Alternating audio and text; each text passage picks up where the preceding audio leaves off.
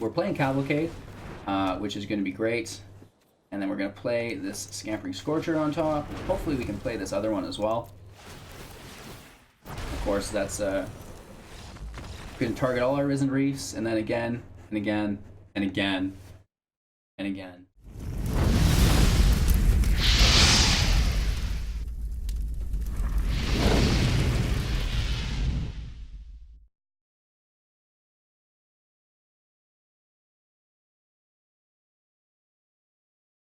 Hey, welcome back. Thanks for checking out Hello Game. Today we're continuing along with our MTG Arena free-to-play beginner guides. We've made our way through the single colors, the dual colors. Now we're almost done all the 3-color decks. So if you're looking for any colors that aren't this, make sure to check those out. There's a playlist link down below in the description if you want to go right there. However, today we're playing Temur Elemental's Cavalcade, and this deck is disgusting. I think I went 5-0 with this deck. It's really, really good. I went halfway through before we started recording. We've got 4 Spectral Sailors, 4 Scorch Spitters, 4 Healers of the Glade, 2 Cerulean Drakes, 1 Fblthp, the Lost, 1 Thunderkin Awakener, 4 Cavalcades of Calamity, 4 Chandra Spitfires, 4 Risen Reefs, 1 Chandra's Acolyte of Flame, 4 Scampering Scorchers, 1 Nissa who shakes the world, 1 Escape to the Wilds, and 1 Chandra Awaken Inferno. We also have a breeding pool included and a stomping grounds, so we're just trying to make the deck a little more consistent, which seems to be working out pretty well. And if you've watched any of my previous videos for the beginner decks, I really recommend you guys investing those rare wildcards into the lands. Obviously the Scry lands will rotate last, but the shock lands are better because they include both land types. So see, breeding pools here is a land, and it's a forest island. So there's certain cards that require forests, and there's certain cards that require islands, whereas the Scry lands are neither, right? So the pros and cons. Pros, shock lands are better. Cons, they're going to leave the meta sooner because the Scry lands will stay in after rotation. So with that being said, the whole deck revolves around Cavalcade of Calamity and these 1/1s. Normally we're playing Cavalcade of Calamity in our mono red deck, and that works well, but you can get wiped out and then really you've played Cavalcade as a wasted card and you just lost that many creatures. Now you're top decking 1/1s and he's just obliterating you, right? So there's a couple different things. All of that is still there. We still have Scorch Spitter, we still have Cavalcade, we still have Scampering Scorcher as far as that goes. We have Chandra Spitfire because Cavalcade is going to make that go to the moon, so that's just like an instant kill. They have to remove that. We also have Risen Reef. This is going to not only ramp, but help us draw. So this is great. That's going to get us through so many of the problems that the mono red aggro Cavalcade deck has. We also have Healer of the Glade. So this is going to help us gain life, which is going to allow the game to go on longer, which is going to allow us to ramp up to 4, 5, and 6, especially with Risen Reef on the field, right? And then we have Escape to the Wilds, which is going to help us ramp even further and get that nice draw. So we've got those really efficient turn 6 and 7 kills, or at least stabilized and like momentum flips, if you will, because you might not kill them immediately, but it's to the point where they should quit, and you'll kill them in a couple turns, right? So it's pretty easy play style. A lot of it's elementals because we want to do -3 on Chandra to wipe the field a lot of the time. Cerulean Drake is going to survive that because it has protection from red.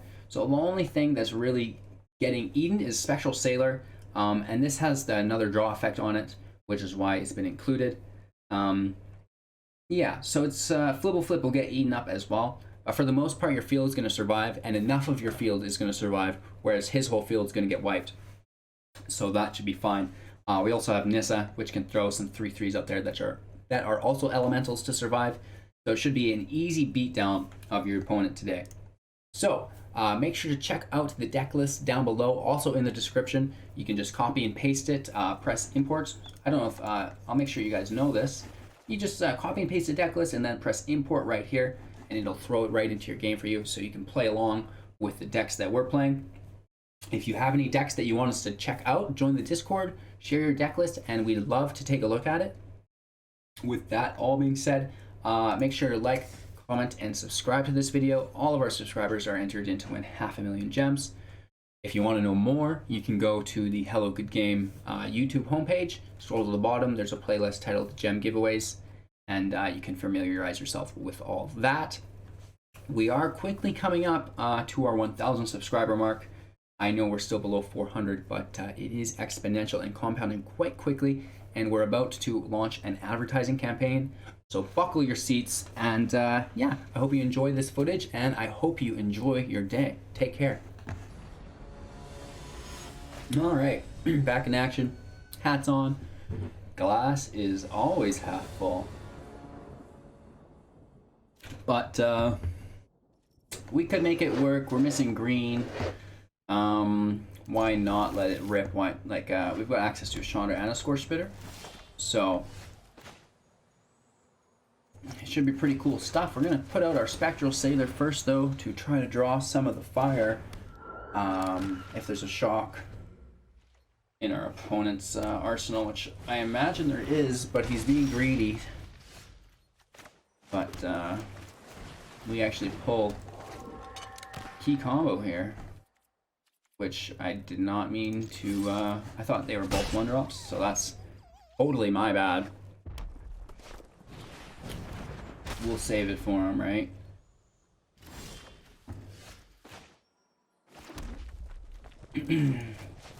Playing our Spitfire.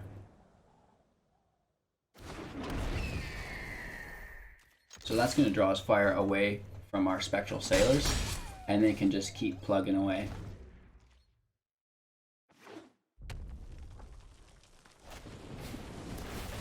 He's just shocking our person. This guy is ambitious, ladies and gentlemen. Okay, very nice. I like Electrostatic Field a lot right now as a card. Here's our Cerulean Drake. Then we've got a Scorch Spitter beside him. 2 attacks. I mean, the fields don't attack, which are great. And for the most part, we've got flying, so we're going over top of them.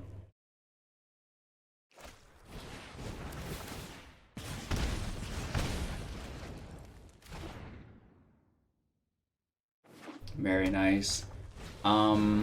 Yeah, I'd say he's gonna get us here.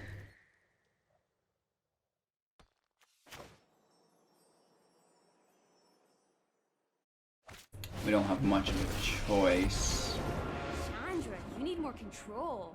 Psh, just let me burn. Don't worry. We can block always with our Cerulean Drake, right?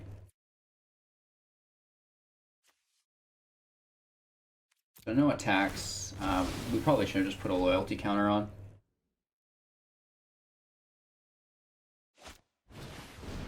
Ember Hauler. That's alright. He can't target our Cerulean Drake, which is nice. Taking 3 damage here, though, which is quite a bit.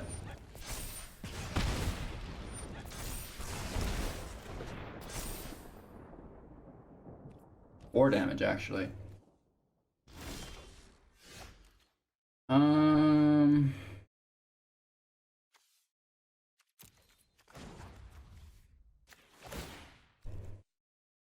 Yeah, we are in an awful position. I guess we can draw, which is pretty nice.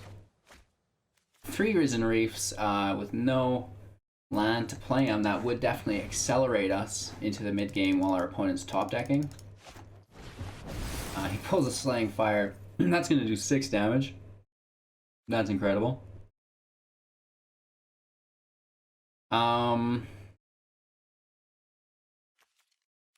We're going to resolve it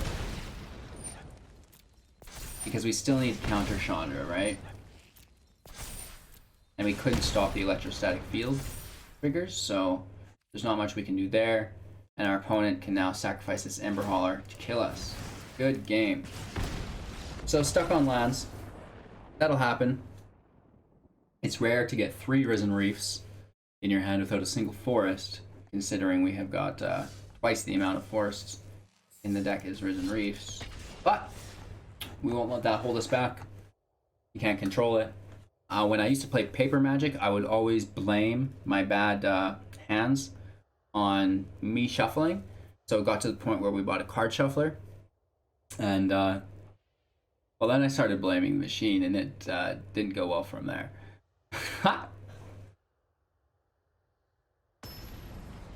All right.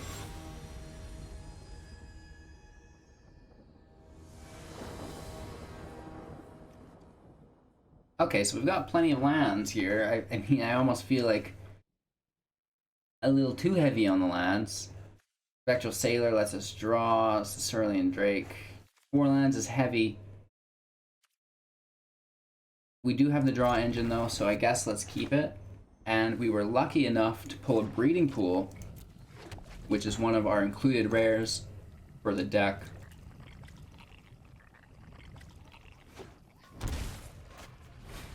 Our opponent takes 2 damage for a Hunted Witness, which I'm finding to be incredible.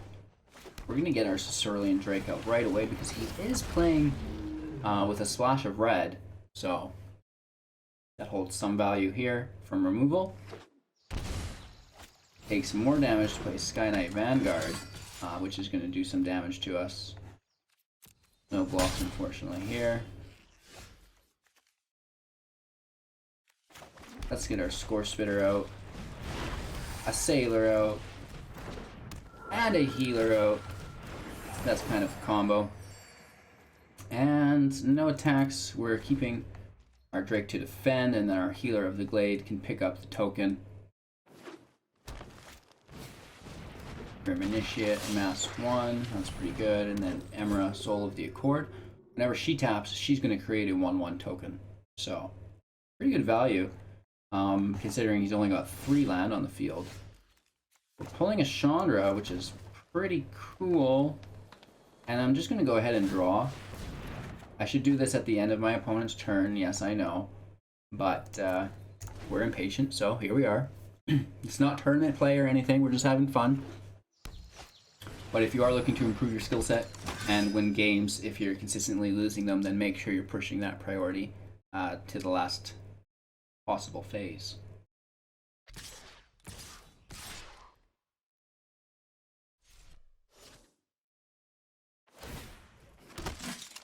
Yeah, so we pick up the token here, and then we block the Vanguard with our Drake. All is well.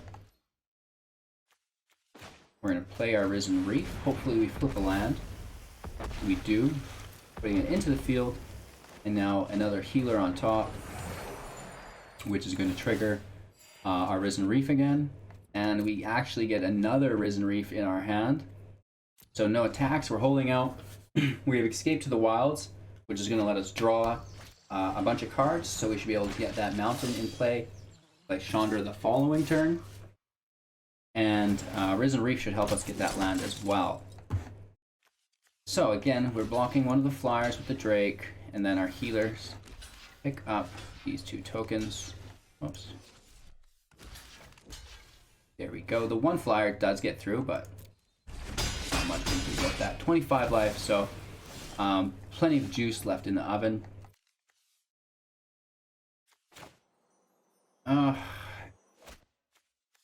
We're gonna play Risen Reef. It's a hard one to swallow, but the double draw I think is great.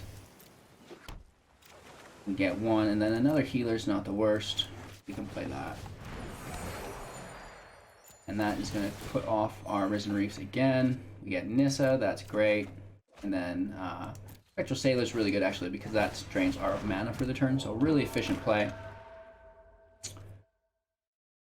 Oh my goodness. We're kind of just waiting on a Cavalcade at this point. 27 life. We could get in with Spectral Sailor. Right? We need our Cerulean Drake to block, and then our other Sailor has Summoning Sickness. Okay, so we're going to pay life for this. And we could go all crazy like with this, but why not just deal with it the best possible way? Well, actually, no, we will. We'll play Escape to the Wilds and just continue ramping, and we'll hold these in our hand if things get really bad. So we can play that, play a Risen Reef on top of it. And that should ramp us further. 3 reefs on the field. There's not much you're doing. I can't believe we haven't drawn a Cavalcade yet. We do get 1 more land, which is great. No attacks, let's just chill. So it's to the point where if he does wipe the field, we still have a huge arsenal at our disposal.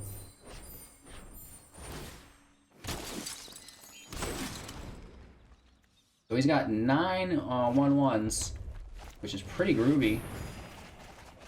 And he's wiling out on us. So he put everybody to 2/2, which is pretty crazy. And he's got a bunch of cards in his hand as well. I'm not sure if they stay there forever or what's going on there. He's going to have to discard a bunch of these cards as well. But nonetheless, very, very cool play. And it is a good thing we held Chandra in our hand and didn't wipe the field, because we're definitely going to need to do that next turn.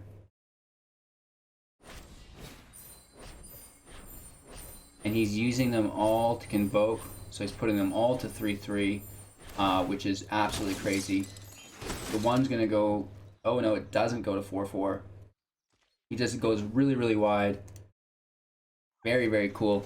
He could now, I think, use these to convoke. So he could convoke on convokes, which is about the coolest thing I've seen in a while. Unfortunately for him, we do have a direct answer to it all. So, I mean, that's on him, right? So we're going to play from exile, obviously. Play Chandra, just because we can. And now normally we would attack here, but let's just go for it. And kill all the non-elementals, which is this whole field. So Cerulean Drake, of course, has protection from red, so it doesn't get wiped in that fashion as well. Scorch Spitter can come out. That's going to trigger our Risen Reefs again. There's our first Cavalcade, finally. We're like 30 cards into our deck before we pulled our first Cavalcade here. And we can attack with a flyer for 1 damage. Let our opponent go.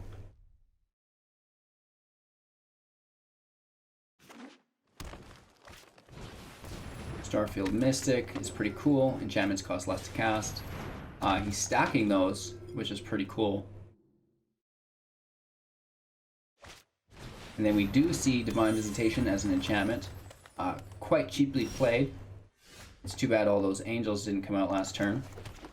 We're playing Cavalcade, which is going to be great. And then we're going to play this Scampering Scorcher on top. Hopefully we can play this other one as well. Of course, that's going to target all our Risen Reefs, and then again, and again, and again, and again. So, that's Temur Elementals mixed with Cavalcade. I think it's a really strong archetype. I've just been eating people alive with it, like having absolutely no trouble winning matches that I'm not even playing on my own priority. I think this is a really cool deck to play. As far as the 3-color deck goes, Jund is probably number 1. This is probably number 3, and then we had, oh, what did we have come out before Jund? Grixis. So probably Jund, Grixis, and then this one might even be number 3. Esper, I think, is coming up last. Oh, whatever 3-color deck we did first as well, I can't quite remember. Didn't perform as well as I wanted it to either. The Hasban Sacrifice, it was alright, but again, not as competitive as I wanted it to be. And then Esper wasn't great, but Grixis was really good. Then Jund was really good. And now Temur seems to be really good. You'll see there we were able to hold them off while we looked for Cavalcade, so it's not like a red deck where you're just going to get wiped and then you don't have the Cavalcade, so there's nothing you can do. So it's got the ramp with Risen Reef and the life gain with the healer. So this really provides a lot of longevity, right? With that being said, we're back here tomorrow with more beginner content for you guys. We've had really positive feedback with all that, so we're going to continue on that route as far as we can. I don't know if 4-color decks are really going to be a possibility budget-wise, but then again, I didn't think 3-color decks would be a possibility on a budget either, but we seem to be doing just fine So we're going to try our best, and hopefully you guys enjoy the content. Obviously, let me know down below if there's anything you'd look forward to seeing, and then we're going to try to incorporate that into the schedule as well, right? We're here every single day, 6 a.m. PST on Twitch if you guys want to check us live, maybe interact with us. Definitely join the Discord if you're looking to interact with us as well. We're always talking there, sharing deck lists, building decks, tuning decks for people, etc., etc. And yeah. If you like this video, that's a great way to help support it. Comments, let me know what you thought, like I said. And then feel free to subscribe. And once you've subscribed, go to the homepage of Hello Good Game on YouTube and scroll down to the bottom and check out our gem giveaway playlist and familiarize yourself with our gem giveaway, because we're giving away a bunch of gems to our subscribers. So check that out. And yeah, check us out again tomorrow. We really appreciate that as well. All right, so have a deadly day and take care.